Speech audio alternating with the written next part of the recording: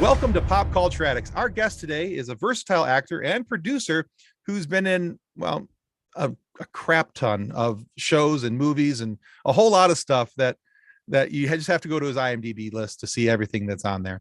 But you might also recognize him from a 3-year stint on a little show called The Young and The Restless. You might have seen him on there, maybe once, maybe twice, maybe a lot more. Anyway, we are very happy to welcome Jonathan Stoddard to Pop Culture Addicts. Welcome, Jonathan. Why, thank you very much. It is wonderful to be here with you guys. Oh, thank you. All right, so Jonathan, we start because as we talked about in the pre-show, Kathleen and I are major nerds and we love origin stories. So we like to talk to each of our guests about their origin story. What were their influences, their backstory? What makes them the person that's sitting on the other end of the mic in front of us? So in the case of Jonathan Stoddard, what's the origin story? What were your influences growing up that helped shape you and point you toward a career in the arts? Origin stories are fun. I so wish I had a button shirt so I could just be like, yeah, Superman. Let me see. It depends how far back you want to go. I could pull a Goonies and just say, well, in 3rd grade, I was. You love Goonies. God, sloth love chunk. Need to watch that weekend. Yeah, it really depends. I will say this. I've been full-time, so my career really just started taking off within the last maybe 5-6 years. And then before that, it has been a very interesting relationship. Not so much with the art, but with the business, because those are two very different things, having a passion and then figuring out a way to pay your bills with your passion. So it just kind of depends where we want to start. Sure. Okay. Well, let's talk about the art, not so much about the business then. What were your influences in the art that made you say, yeah, I might want to do that? Well, as a child, I played baby Jesus, and that was my first breakout role. It's the wrong time to try to take a drink. And I will say, that was my first breakout role. It's hard to beat that. But anyway, well, there's that. Fun. Yeah, I had some fun with that. I will say my parents are psychiatrists, so there was a really cool push to appreciate the arts and to get into theater, and that isn't so much related to psychiatry, but I will say home was not necessarily an explorative place when it came to like having fun and being outgoing, and I was the youngest of 4, so I was always playing. But with them encouraging me to always do school plays within the school programs and then community plays, and just always keeping me busy in some kind of summer program or doing something, I was always acting. It was just a natural part of my life. So I never knew anything outside of that. And we've all been to like some kind of summer camp or something, right? And they usually do some kind of a play or something there, or there's the community theater. And again, being the youngest of 4, by the time the 4th one comes out, your parents are like, well, they're harder to kill than we thought. Let's not pad the doorknobs anymore. Here, kids, why don't you watch them? There's more truth to that than as a parent of 3, there's more truth to that than what you think. As the youngest of 4, by the time my parents had me, they were just tired. Yeah. No, they're like, oh, my Angela's first word, Ricky's first word was cow. Your first word? Yeah, no, the luster is gone. The shine is gone. But yay to the youngest of 4. Woohoo! Definitely. Yeah, no, I think by the time I came around too, my grandparents told my mom, you don't even need to take pictures of her. She looks just like the other ones. She'll never know. Ouch. Wow. Right. So hand-me-down clothes and hand-me-down photos. Mm-hmm. And I mean, there are legitimately photos of the 4 of us growing up that it's wait, which one of us is that? Well, Dad looks like that. So that's probably Charlie, because he was gray by the time I came around. But, yeah. Oh, wow. Well, and now with today's technology, just Facetune or do a face swap, and now you can reuse every single photo. Exactly. Well, that's cool though that your parents helped you, that your parents encouraged that they were keeping you busy and getting you into the arts that way. That's fun. It was either extreme creativity and resourcefulness or incredibly lazy. There is a Who knows? But I am both. very, very, yeah, I'm very, very happy. All joking aside, I love them. They're phenomenal. And Sure. they gave me a really great balance of science and art. And That's cool. that, yeah, especially during that period of time in the 80s and 90s, those two were almost at odds with each other. So Very there much wasn't so. a lot of like a coexisting. So I absolutely loved my upbringing. All right, so let me ask you a secondary side question to that. So do you have a favorite movie that kind of you watch that and you like, man, I want to do that someday? Yeah, I've got my list of favorites for a number of reasons, from sci-fi to animated to just feel good anytime, all that kind of stuff. But I mean, I'm a sucker for The Princess Bride. It's a good movie. It is just, it could be playing at any point in time, anywhere. And I don't know. There are a handful of other movies that I really love and appreciate. And Shrek is one of them. And The Emperor's New Groove is another one. Good choices. I love it. So we've talked about family. And I mean, being the youngest of four, family is a huge deal to me. I mean, for better or for worse, those three people that somehow are my siblings are definitely my ride or die team. I mean, yeah, I can insult them all I want, but nobody else can talk crap about them. Like, they're mine. That's not true. I talk crap about Fred. Well, you haven't hit the limit of what you're allowed to talk crap about Fred. No, I just joke about Fred. And honestly, you've kind of just morphed into being one of my siblings anyway, so you're welcome. You might as well talk crap about him too. It's fun. So do you think that being the youngest of the siblings has helped prepare you for certain roles, that you get the background, or I mean, even if it's a background character or stand-in cast, but you kind of are used to being in the back because you've got those three older siblings that were already in front of you? I think so. Like some of the traits that I think carried over are that like cooperative teamwork and playfulness with everyone. And then there's that very interesting thing that's hard to teach kids at a young age, which is the start stop when it comes to play. And so if I was playing with someone, one of my siblings, and they got tired, they could just pass me off to someone else. So I always had someone to engage with. And then of course you have to stop during dinner time. Right. Or you have to stop. So I don't know, there was never a shortage of energy. I will say that there's always a blessing and a curse to everything, right? Oh, definitely. And so I didn't speak a lot when I was a kid. I was super hyperactive, and it was always, I don't know, I was just always climbing or jumping or playing or building or running around or doing tag or just being super active. Mm-hmm. So it wasn't until later that when I decided that I wanted to become an actor, that I had to start learning how to speak. And that is a very interesting thing to try to figure out how to do in your like mid-20s, when you decide that you want to do something as a profession, as opposed to just, here, give me the lines and I can say them, versus I have to actually be a independent, creative, contributing member of this entire production. See, and I feel like I was more of I wanted the attention, so I was in everybody's faces and loud, because you had to be loud to be heard. And were you a class clown? Yeah. Oh yeah, 100%. Yeah. 100%, because there were like no boundaries. Right. But somehow still all of my report cards said a pleasure to have in class. It's like, oh yeah. Yeah, the youngest of fours, we're not evil. Like, we're fun. We know all of the ways to mess with people because we see it all day, every day. Oh yeah. Yeah.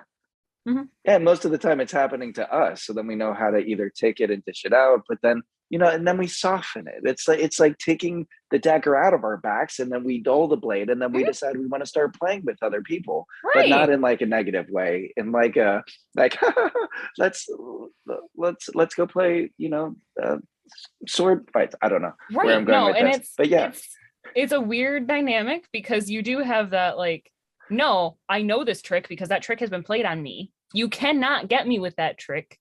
I have mastered that. I will get you with it when you're not paying attention to me. but like my husband is an only, and it's Ooh. the combination of the only child and the youngest of four. Ooh. Oh yeah, it's intense sometimes. But now we have a 3.5-year-old who is an only and is probably going to be an only. So there's that, like, the little kid inside of me, my inner child, with the do all of the things to her that you wanted to do growing up. It's like, no, I am her mom. I'm supposed to be good, but I can also still pick on her because it's good for her development. Right. It's fun. You're like, it did wonders for me. Right? Trauma's great for you. Yeah, trauma builds character. Right. Coping mechanisms. My husband's gonna edit this and be like, what is wrong with you people? He knows what's wrong with me. He's met my brothers. I still think the line so far to be beat in this whole conversation is fours aren't evil.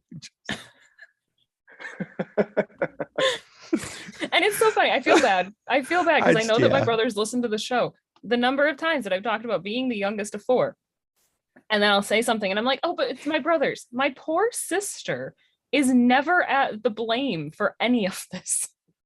Wait, Ever. are you're a two boys, two girl? Yep. So I'm a girl, boy, girl, boy. Oh, there's boy, boy, girl, girl. I don't know how my Um, parents did it, but You and don't it's wanna so shut up, Tim. Obviously, I know I have a child of my own, but ew. I'm just saying. No, and it's funny, is my older brothers are 12 and 10 years older than me. And Wow. then there's a 4-year age difference between me and my sister. So it's Wow. Charlie and Fred are 2 years apart. And then there's a 5-year age difference between Fred and Julia.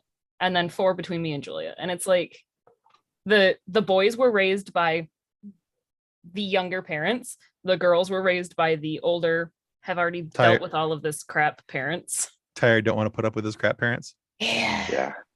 Yeah. A number of times that my brothers are like, yeah, you were raised totally differently than me. It's like, I'm also totally different from you. There's a big difference here. And by the time I came around, Dad was 47 and tired. I get it. Again, we that. are not padding the corners of the table anymore. No. Survival of that. the fittest. If they get a scar, they'll brag about it later. And whatever, their bones are malleable. They'll grow back. Right. So just to back this up just a quick second, your dad was 47 when he had you? Yep. God, that exhausts me just thinking. My dad I'm turned 47 a week after I was born. Oh, I'm 45. I can't imagine having a child right now. I would cry. And a child this just high cry energy. nuts. This high energy, Tim. Oh, I'm glad I got that factory shut down. All right, yeah. But it's so funny. So even though my parents were told she looks just like the rest of them, don't bother taking pictures of her, my mom did still do the first year baby calendar for me, which I love. I still have it. I treasure that thing. It also makes me laugh really hard that I was born in August, and in November is the first time Dad was thought if that, or the first time somebody asked if Dad was your grandpa, and I'm like, Oof. wow, I love that that's in my baby calendar. did that play later? Oh, makes for good stories, but Yeah, I'm sure.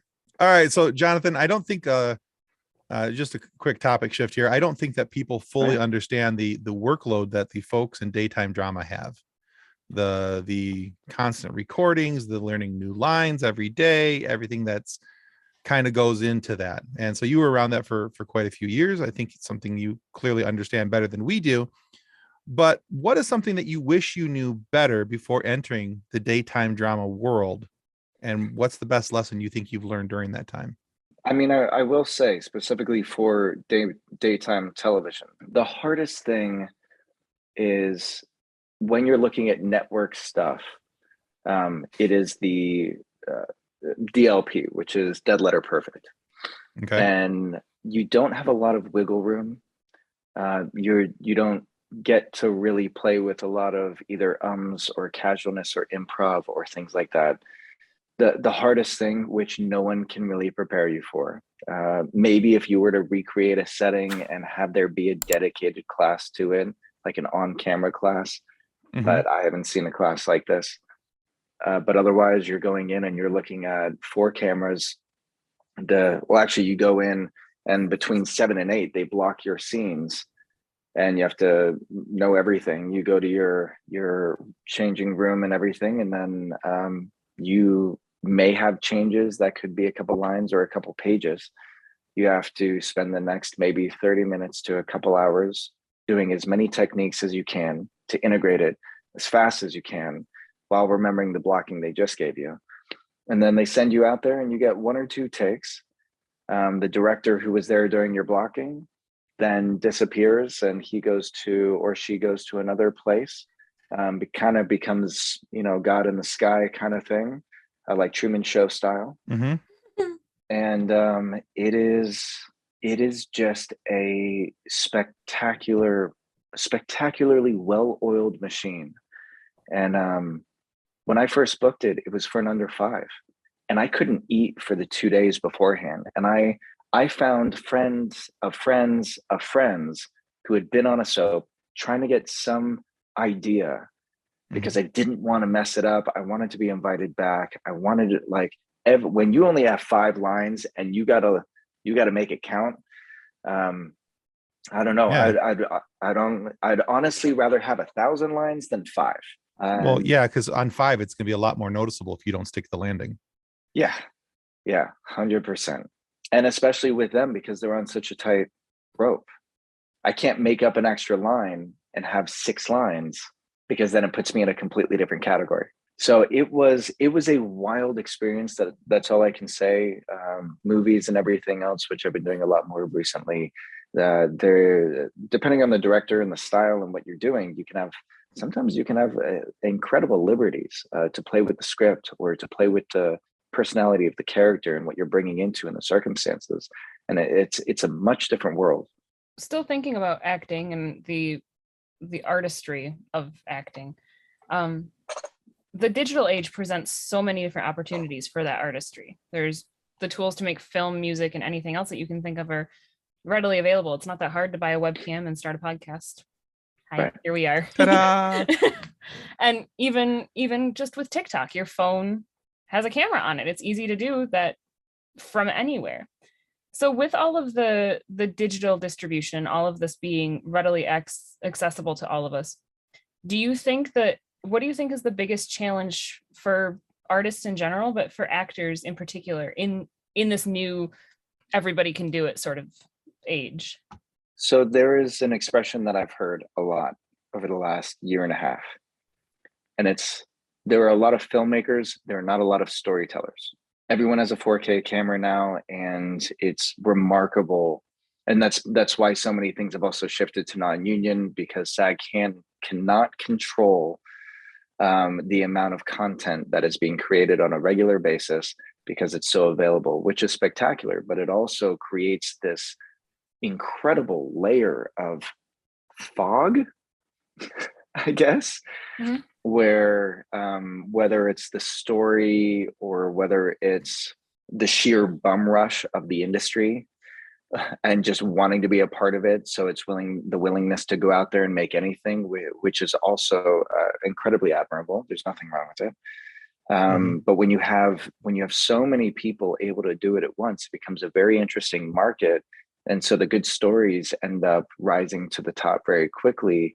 And the poor stories can sometimes, or if it's a good story, it can sometimes get lost in the lack of technical aspects. So good lighting or good sound or some of these other things.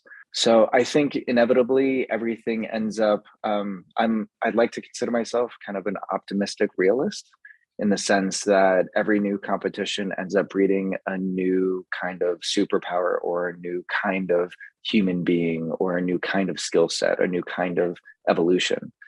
And all of this content available, or the ability to make content, is going to breed a new kind of actor, a new kind of content.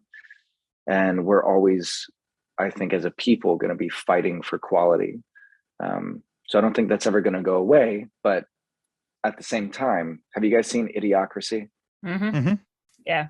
I'm just gonna put that on the table. I mean, that is, we're getting to that point where we're gonna be sitting in a chair watching a guy get kicked in his crotch, but at the same time, oh, fingers crossed, that is just, we are gonna keep moving forward.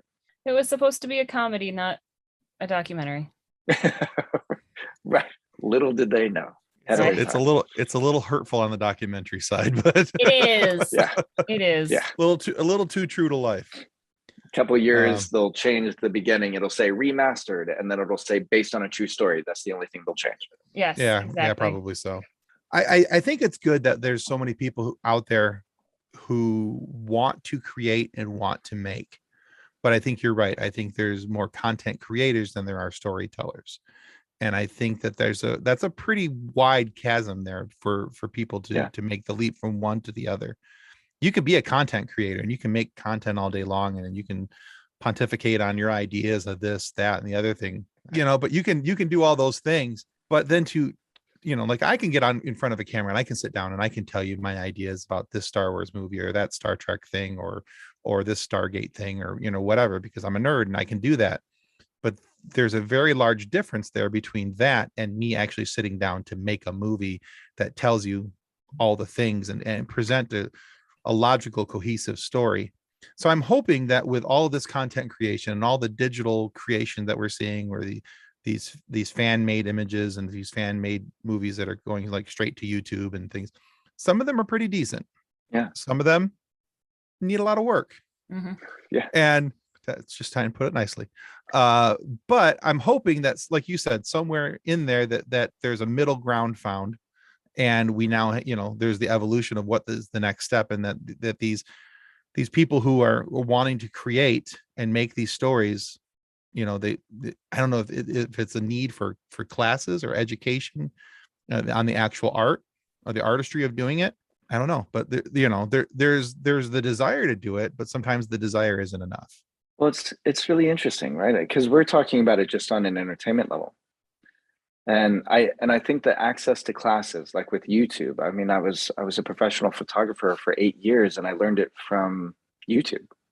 And I was able to break down and sign up for classes from independent teaching platforms, whereas before you had to go to a Brooks, you had to go to like a high-end school and make it your life's work because you knew you wanted to do it at age 5. And then you would spend, $80,000 or whatever to go to school and figure it out, or you grew up, in a studio, and now you can decide tomorrow you want to be something else. You want to be a filmmaker, and you already have a phone, and you already have a 4K camera, or even a 1080. And so now everyone can start learning lighting on YouTube. Mm-hmm. But before we go too far off of it, what's really, really interesting is entertainment used to be able to play with the concept of truth and entertainment. And there was sometimes this interesting line, the documentary style that we were just talking about. Mm-hmm. Right now, and as technology continues to grow and develop, and with the market and social access, we have I think we have some really interesting challenges ahead for the content that we're creating, because I could shoot something on my phone that looks real but is staged and not real, and now people start becoming numb because they don't know what's real and not. Their emotions can get played with because there's so much content, and they're constantly getting bombarded with so much information, and we now have to either sift it out, or we have to have better filters, or we have to create, like you're talking about, some kind of a quality control to be able to decipher what's worthy of our airtime and then what's not. Like, do we want to spend 2 hours watching a super low budget film that we have no idea whether it's good or not? Or do we want to go to the theater because we know that they put so much money into it that we're hoping better chances are that it's going to be good. And so how do we want to spend our time? And that becomes, like, right now it's still kind of a free for all, but I think as we continue to develop, these are going to be things we're going to have to develop with the oversaturation of the market. Yeah, evolve from the Wild West into something more civilized. Yeah. So, yeah. Okay, cool. Well, speaking of all these movies and things, you mentioned that you've been more onto the movie side as of late. Now, according to IMDb, which of course is not infallible, we've discovered that over and over again. Depending on that all depends on who's inputting the information. Right. According to IMDb, you were linked to at least, by my count, 12 projects that are in some stage of production right now, which is pretty impressive. One of which includes Graham McTavish, which Kathleen has a kilt crush on, but that's a whole nother story. Who doesn't? Who doesn't? I know. The man is gorgeous. Yeah. Yeah. But with so many things in production, and you're working on different stages of the production with them all, either as on some of them multiple levels inside of that production. How do you find a proper work-life balance with all these things, all these irons in the fire, all these things going on? How do you find not only time for a proper work-life balance, but also how do you relax in between the jobs? What do you do to relax, rather? Great questions. I will say this, in a loose manner of speaking, there is no work-life balance.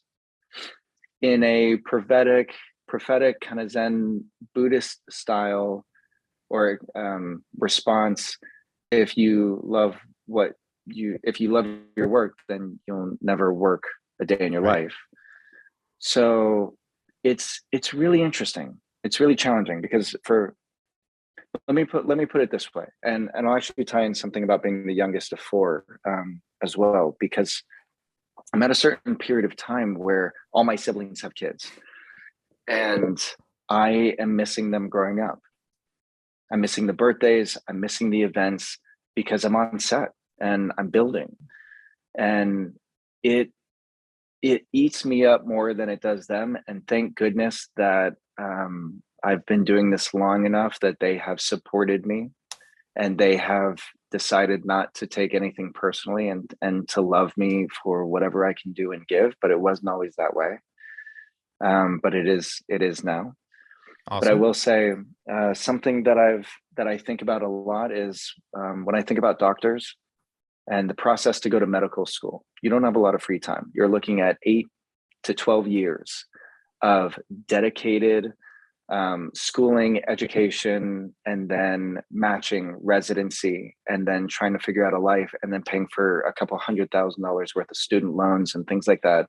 And so you're moonlighting, pulling double shifts, all this kind of stuff to be able to come out clean on the other side. I call it the Shawshank Mile. Okay.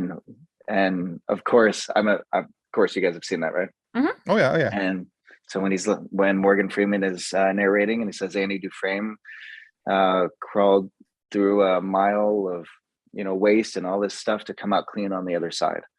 And this is my Shawshank Mile. And so I've had to make peace with my version of medical school. I've had to make peace with my Shawshank Mile. I've had to make peace with the friends and the people that have not been able to love and support me because I can't be there for the special events, even though I really want to. And for a lot of my life, I prioritized people and community over my life or over my passion. And not to go dark or dismal, but it ended up backfiring, and I ended up nowhere, even though I gave up everything for everyone I loved. Mm-hmm. Sure. And that's not their fault. It was mine. And it's about the kind of life that you want to live, right? And it's the kind of life that I want to live. And it's about what do I want to accomplish while I'm here. And so I've had to make peace that there is going to be a sacrifice made somewhere.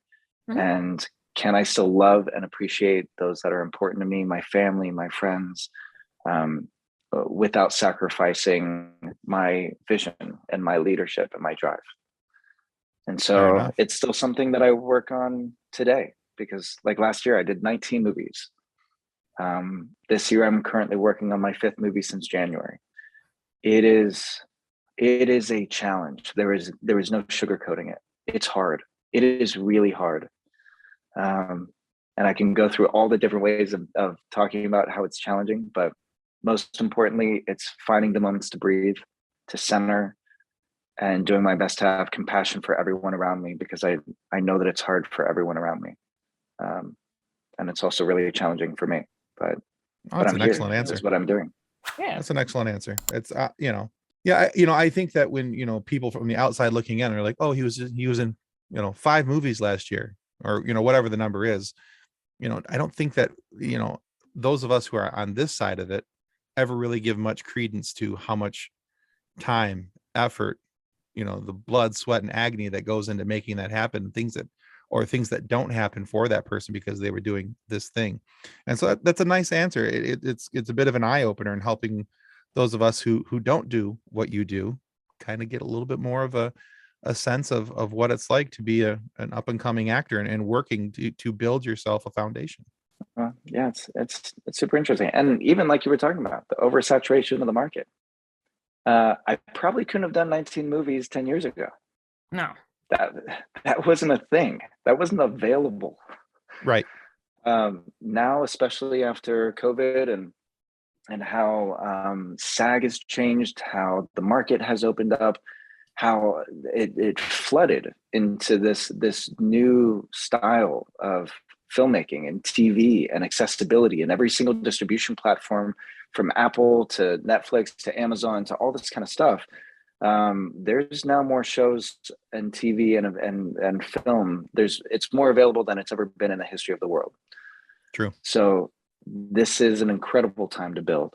So outside of acting, I also learned that, and you've mentioned that you were a photographer, you've been a musician, and from my research, a pretty good cook, having graduated from Le Cordon Bleu in 2004. That's awesome. Le Cordon Bleu. Yeah, I'm not. Le bleu. Sorry. Le Bleu. Yeah. Yes, I'll shut up now. Cooking. I've had a couple. No, please don't. Yeah, I've had a couple lives. Oh, that's so cool. So is there a method of expression that you want to explore that you haven't yet? Or, going from acting to photography to music to food, is there something that you've done, you haven't done that you want to try still? Well, I would say what I'm really excited about getting further into is the music side. So food was amazing. And if you want, we can go back to that, because I still I am a food addict. We all are. We kind of have to do it every day. But we will definitely talk food more, even though poor Tim's over there with the I'm hungry. I know. Sorry, we won't dive into it. I may be the only person here who has sung, a love song to his tater tots. So I'm just saying. I really wish I had that on video. I'm really glad you don't. So wait. That was an invitation for an invitation. He legitimately, it was my parents, my older brother, me and my husband, Tim and his wife, Shayna, at this little hole in the wall bar where a friend of my mom's their band was playing. And Tim was a couple of adult beverages in. I was about 3 or 4 Guinnesses in. I was the only sober one because I was pregnant. And he was literally serenading his tater tots. That's amazing. Singing along with the band. Singing. Where was your phone? I was holding my plate of tater tots up like this and the Holy Grail. Oh yeah, just his amazing. wife and I were too busy looking at each other with he doesn't even They're look idiots. at you like that. Oh, if she held tater tots, I sure would. I'm I have never Love you, seen baby. him look at you Smoochy, like that. Smoochy. Yeah, no, I should have. My phone was right there. I could have gotten video of it, but I am so glad you didn't. I missed the opportunity. That would so get held against me so many times. It still does anyway, but yeah, but at least there's not photographic evidence of it. So. If there was photographic evidence of it, though, that would have to go on our Patreon. That would be the true at the $15 tier. Set it up. Take him to the bar. Get him a couple of Guinnesses. Please. Randomly place a plate of tater tots. It'll happen again. Although it'll probably be him and my husband both serenading food at that point. And well, if you include would have to have a live band. They would have to have Guinness on tap, and they would have to have I think they called them Irish taters, and it was just like overstuffed and overdone, with toppings, tater tots, and it was just glorious. Pretty sure I can recreate it. That's 3 things. We can make that happen. because potatoes. Didn't And the I'm tater Irish, and tots potatoes are so awesome. they were loaded tater tots, but they were loaded Irish tots or something. Yeah, So do they loaded have like Irish corned tots or beef something. in them?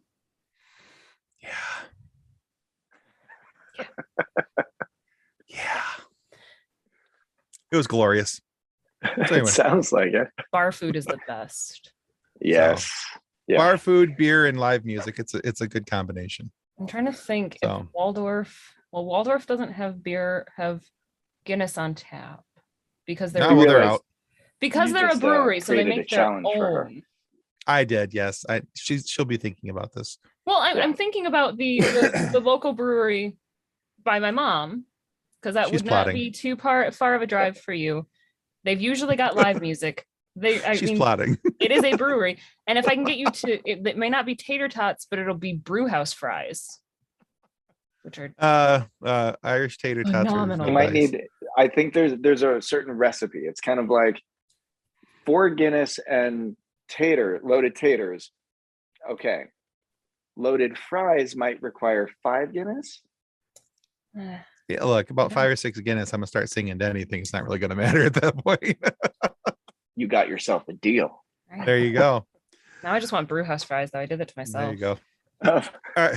But so I will say though, but music, to answer your question. Yes. And so there's some really cool stuff. My girlfriend and I are actually musicians, and we're releasing a single in a month.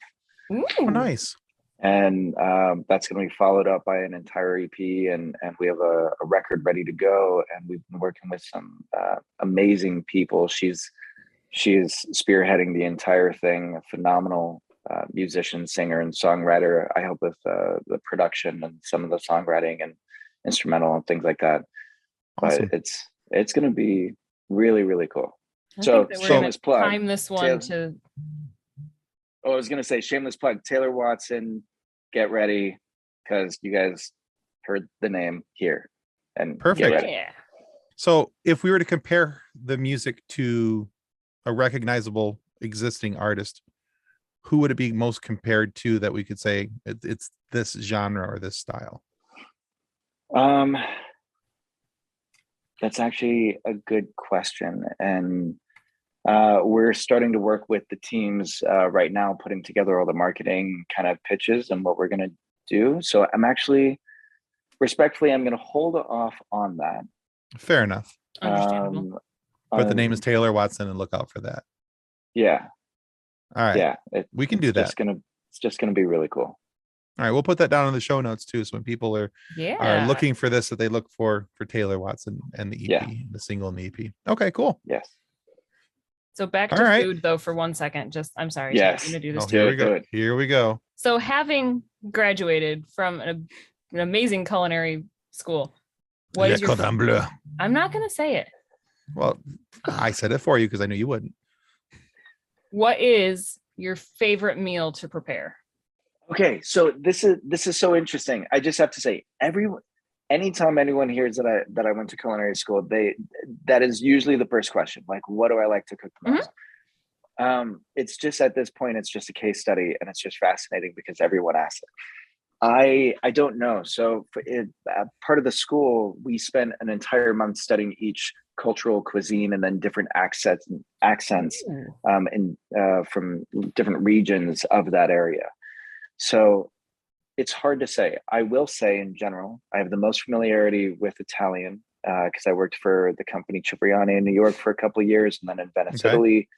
And then I came back to Northern California, and then started working in some other restaurants, and then opened a Caribbean farm to table one. My favorite dish, quite honestly, has more to do with the human element of surprise. And it's more of like kind of my secret weapon or like a magic trick. So I like basically doing Iron Chef. So if I'm at an event or a party and we're at someone's house and they're like, "God, I'm so hungry, we have nothing to eat," I'm like, "Get out of the kitchen." And then I whip up this like gourmet thing, and they're like, "Oh my God, I didn't know you could put Pringles with that." I'm like, and so I don't know. like creating those kinds of magic moments, and that Okay. means more to me than just doing a risotto or Mhm. a specific dish. It's about the time that's had over the meal. All right. Let me ask you this question about food instead. What is the worst vegetable and why is it zucchini? Zucchini is delicious, Tim. The It's- worst it's- vegetable Objection, is Your kale. Honor. Zucchini is the devil's pickle. Okay. That's what Kale. it is. Kale is the worst. That sounds like a very inappropriate thing. Yeah. Well, yeah. This is PG, Tim. All righty then. Well, Uh, kids, you heard it here first.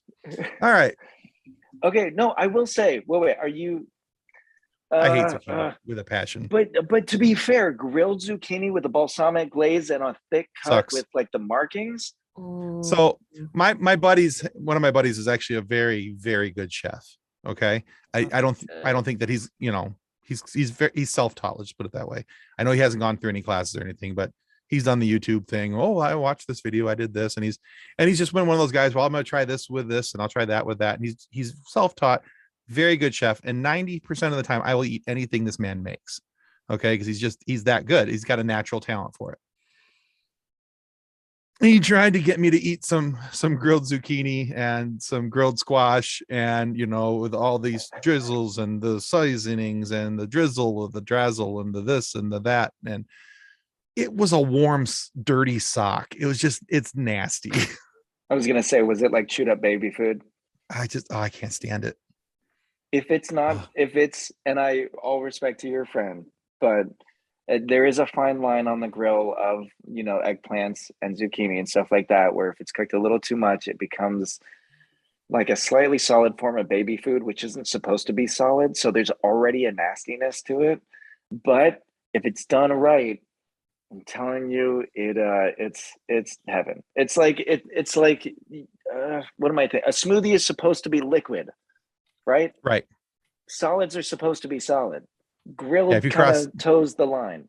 Yeah, if you cross that plane, you have some issues. Now, I will say this though. I hated zucchinis until I started growing my own, and it changed my life. This was after culinary school, and it changed my life where I was growing my own. Did you lose a bet, and so you had to start growing them, or? No, there were just only a few things you can grow like in LA with a fast turnaround, and I don't know why, but they were at Home Depot for seeds. Fair enough.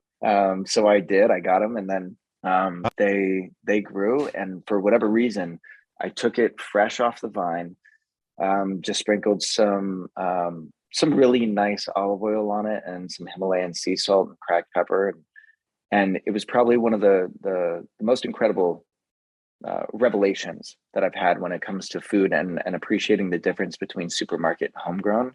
And it just changed my whole perspective on things, because I hated it. I was with you 100%, the like anti-zucchini all the way. I was there.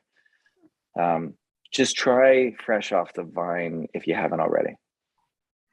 Yeah. Okay.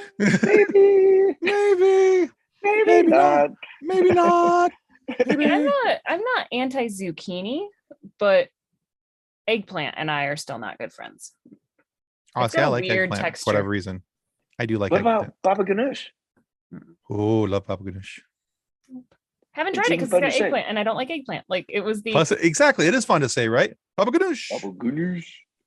You need to try You it. kind of like baba ganoush. Ugh. All right, Jonathan, we got one more question for you. We call this Okay. our silly question. Now you can Yes. answer this as silly or as serious as you so choose. Oh, let's get serious, because this has been silly. All right. What kind of secret society would you like to start? I can't tell you, it's secret. Gosh, Tim. I feel like that is such a setup. What secret I wanted to see if society you would- do I I want to start? I was going to see if you were going to catch on to the fact it was secret and you couldn't tell me. So No. Can't you, tell sir, have on- passed the test. Well done. on the air. Thank you. It is secret. They will come after me. Well done. All right. Well, Jonathan, thank you so much for joining us tonight. You guys are amazing. Thank you. I like to be told that I'm amazing. Makes me happy. Where can our viewers and our listeners go to find out more about you and all of the wonderful projects you have coming out? Well, there's Instagram, John Stoddard Official. And then that's probably the platform I'm most active on. So yeah, just John Stoddard Official. And then other than that, I don't know how to answer that. Just Instagram. Just follow me there, right. because I'm towing a very interesting line these days with these movies of being able to post stuff about them, and then a lot of times I can't. So it's just stay in touch with me there. And then through interviews here. Awesome. Like you guys are great. And then yeah, I'm sure we'll do this again, especially when everything starts coming out. Because Yeah, I've got a definitely. movie releasing at least once a month. So Oh, awesome. All right, cool. Well, we will definitely link your Instagram so that they can follow you. yes, please. All right. All right. I want to remind everybody that subscribing is the single most important thing that you can do to help our show continue to grow, help get more amazing guests like Jonathan Stoddard here to have these great conversations with and have some moments to laugh to. So please subscribe. It's going to help more than we can ever really tell you. Do you put like the subscribe button? Oh, yeah. There's a little Where- button, but It's going to be here. Point anywhere and John will point put it anywhere, there. and we'll make sure that John points it there, because We're just going to all randomly point in different directions and he'll have to put it everywhere. All right. All right. Boom, Don't forget to subscribe there. Boom, subscribe. Boom, subscribe. Boom, subscribe. Yeah. So take Jonathan's advice and subscribe to Pop Culture Addicts. And remember, kids, pop culture is all around you, influencing everything we do, influencing every part of our lives. So if you're a pop culture addict like us, come back next week. We'll have your fix waiting right here for you on Pop Culture Addicts. Bye. Bye. Adios. Copyright 2025 FSF Podcast. Reference to any specific product or entity mentioned on this podcast does not constitute an endorsement or recommendation by FSF Podcast. The views expressed by guests are their own, and their appearance on the program does not imply an endorsement of them or any entity they represent.